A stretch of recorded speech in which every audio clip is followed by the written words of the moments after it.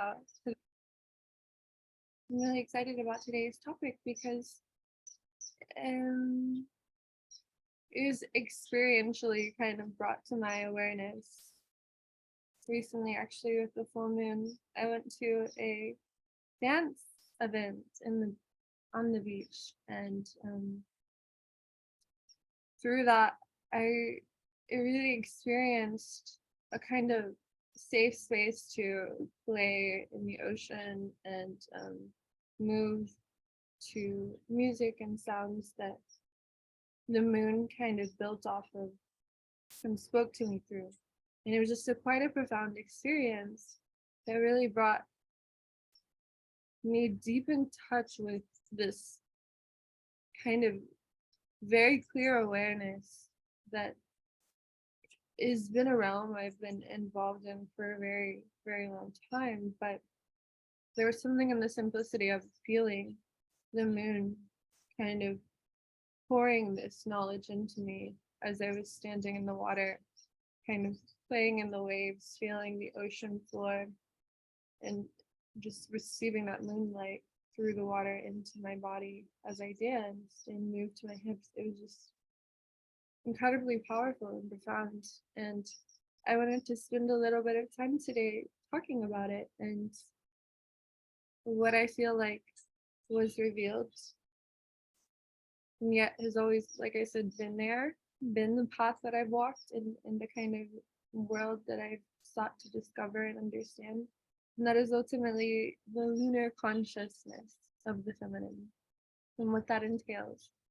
The lunar consciousness is a domain that I see and visually experience as being quite primitive and dark and uh, gristly, raw, quite uncomfortable a lot of the times. Wild, primordial, um, elusive, very elusive, riddlesome, but deeply intelligent within that riddlesome nature.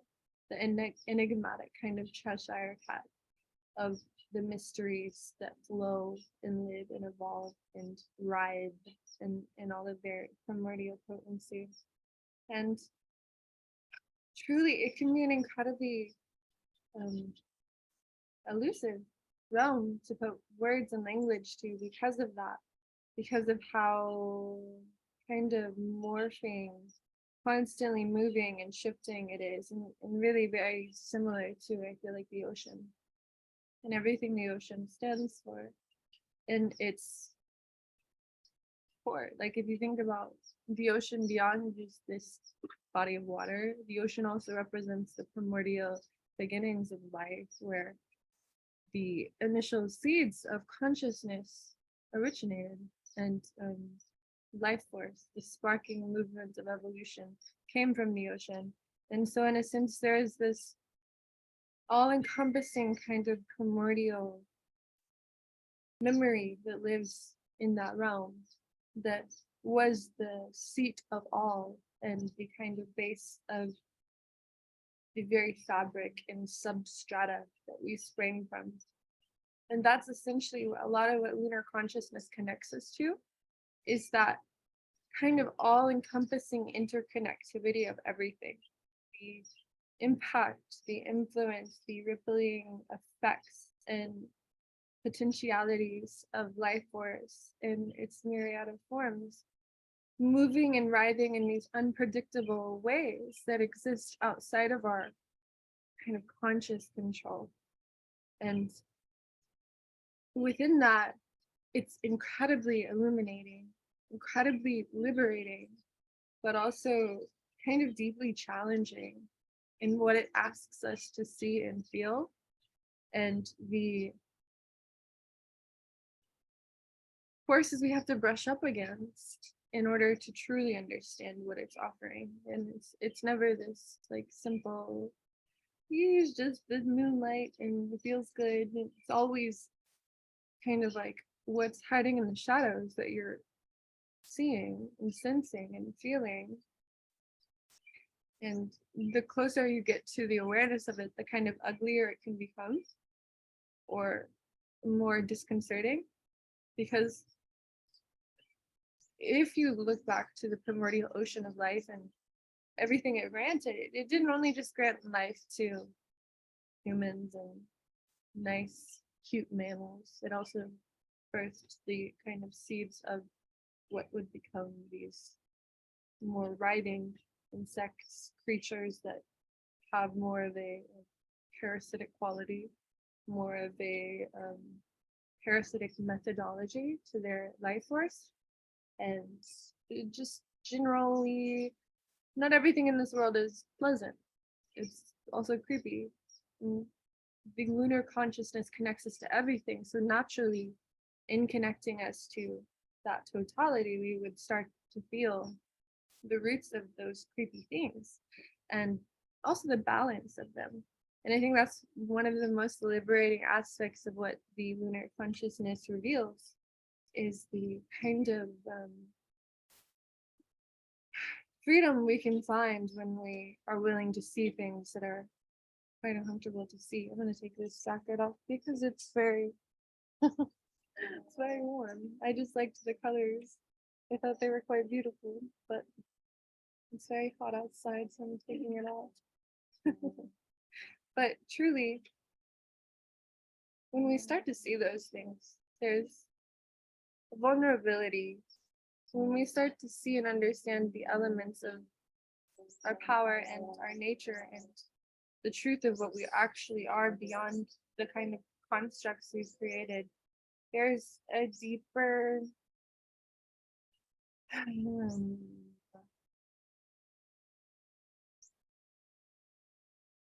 I guess repulsion or disgust that can be had because of the awareness of that which exists inside us and around us that we are connected to by way of something that's either toxic or natural or whatever it may be. We're just connected to it, and there's nothing that can scrub away its impact or influence or memory. And it's the same with like how the body, the darkness, the animal, the primitive, the wild, all of these pieces connect to the lunar domain, and they represent this kind of record of life force, of intention, of reality, of existence that nothing can be hidden. Nothing. Everything that pulses, breathes, lives, and operates in this world is recorded in that realm. Everything we do, everything we don't do, every thought we have, every thought we don't have, every emotion, all captured. And that's horrifying. In all honesty, it's quite horrifying to come into contact with and to actually awaken to that. And yet it's also incredibly liberating in ways that nothing else but facing that kind of discomfort can offer you. So the lunar realm is very grisly, very murky, very unforgiving in a certain sense.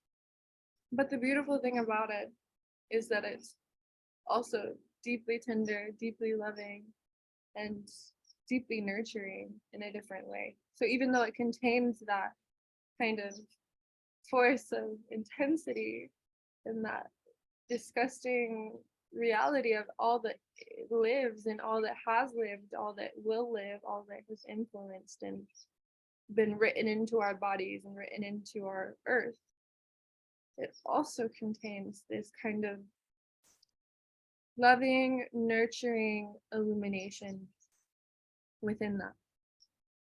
And this kind of illumination and love is so profound and healing because it doesn't deny what is, and it still offers that grace. It still offers that soft, sweet understanding and compassion and nurturing. And hold on one second, my cat is doing something over here.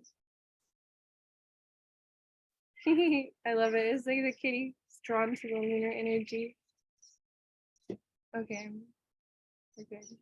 But yeah, it's this love that sees all, knows all, has felt all of you, but still honors you and still embraces you in its cocoon, its cradle.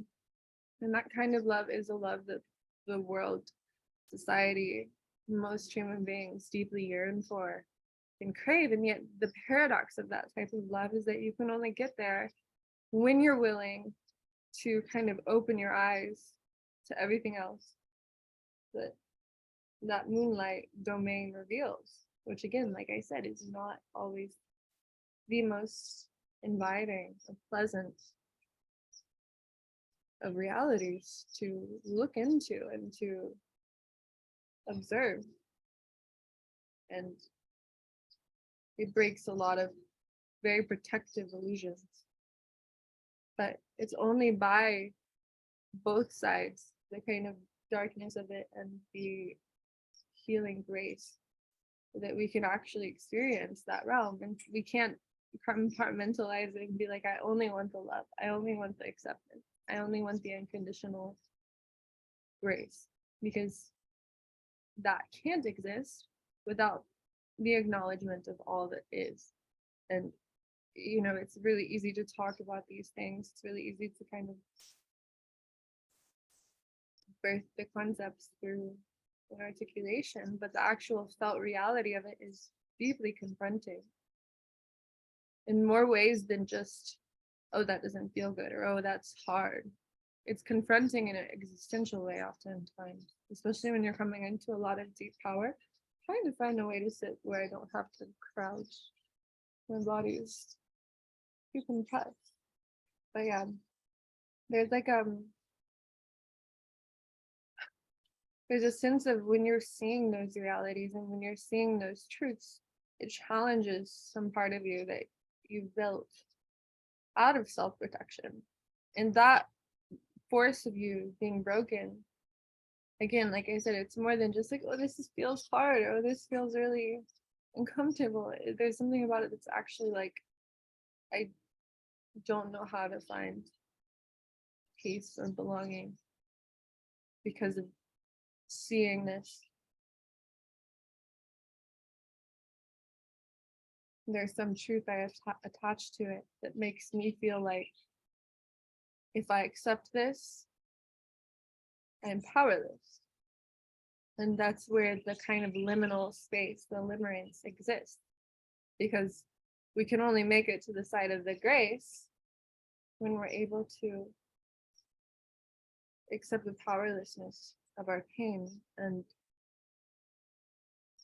the kind of illusions we've built to protect ourselves. And if you look at the actual nature of the moon, it really has this strong domain of connection to the idea of illusions and fantasies, and for very good reason, because in the emotional realm,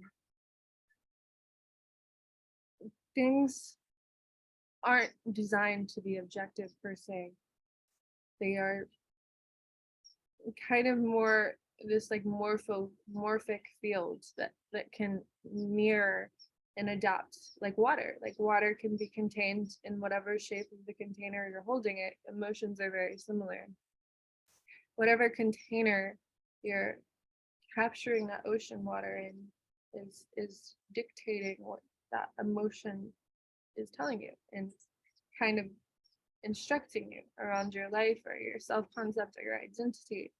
And so again, like, it's profound illusion, profound kind of like fantasy contained within this realm, which can be something both inviting to your higher power and also at the same time debilitating.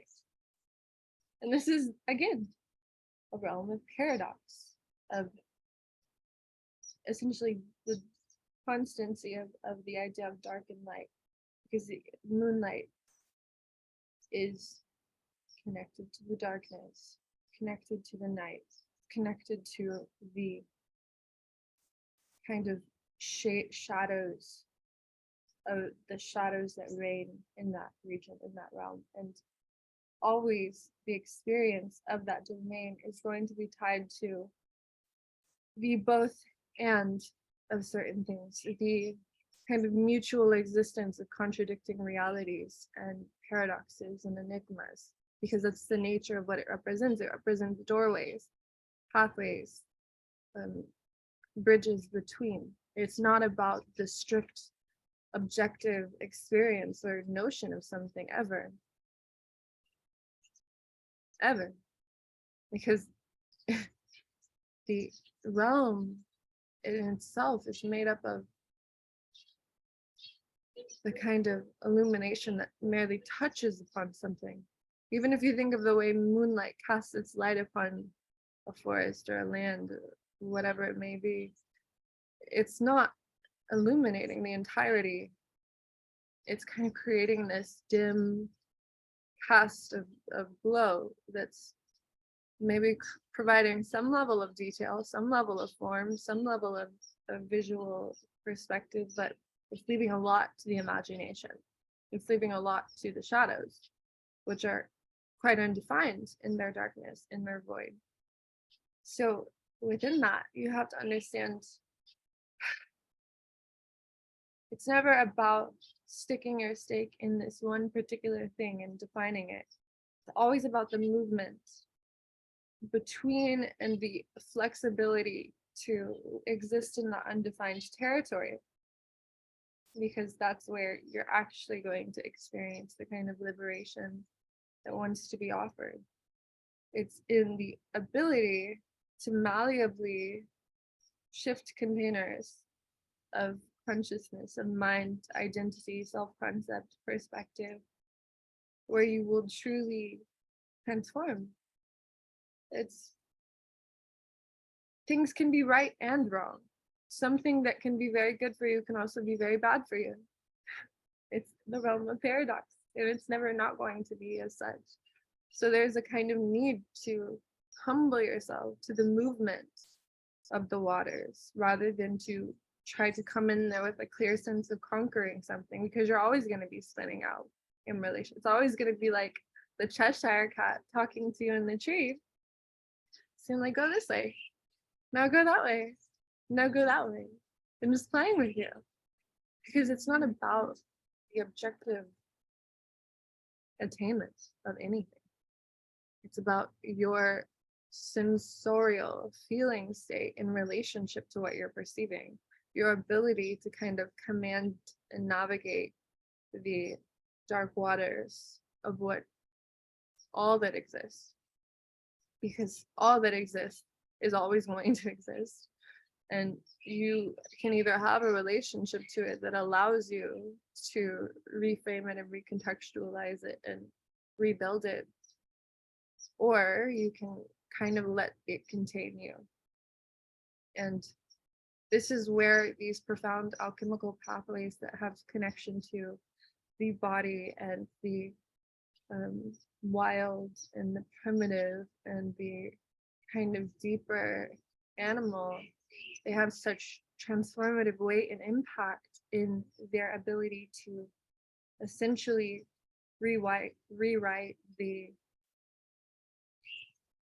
standard of what society makes us think is possible, and instead show us the deeper kinds of wildness and madness of the intelligence that actually birthed us. So it's a profound realm and a lifelong journey to understanding it. But the more you can immerse yourself inside of it and feel it and start to kind of honor its language and honor its ways, its will, its whims, its nature, the more you can really start to kind of form an alchemical relationship with paths that it governs. And those include, like I said, the body, the animal mind, the emotional realm.